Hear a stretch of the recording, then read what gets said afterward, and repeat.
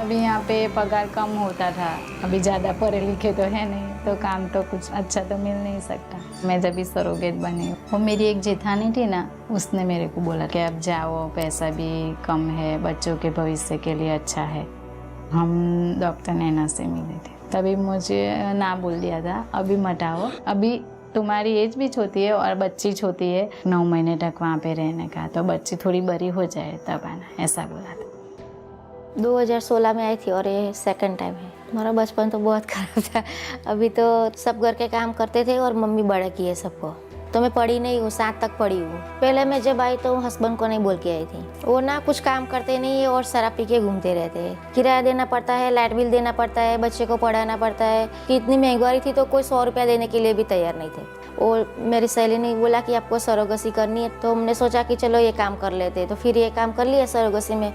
अभी मुझे twins baby है। मैंने 10th क्लास तक स्टडी की हुई है। बहुत जल्दी हमारी शादी हो गई थी। शादी के बाद मेरा 10th का रिजल्ट आया था। 17 ईयर में मेरी डॉटर भी हो गई थी। तो उन लोगों का कहना ये था बेटी हुई है, बेटा चाहिए था हमें। तो एक वो रीज़न था, एक हस्बैंड आउटलाइन में था। हम दोनों की उस वजह से झगड़ा लड़ाइयाँ होती थी। एक दिन मेरे हस्बैंड ने मुझ पर हाथ उठाया था कि तुम गलतियां कर रहे हो, फिर भी मैं बर्दाश्त कर रही हूँ, मुझ पे हाथ उठा रहे हो, अब मुझे तुम्हारे साथ नहीं रहना। पापा खुद आए थे डिवोर्स के लिए तो वैसे, पर फिर भी नाराज हुए थे कि तूने ऐसा कदम क्यों उठाया, परिवार में किसी ने नहीं किया। पर प्रॉब्लम मुझे हो रही थी वहाँ पे, इसलिए फिर मैंने मेरी बेटी का फ्यूचर बनाने के लिए मैंने वहाँ से डिवोर्स ले लिया।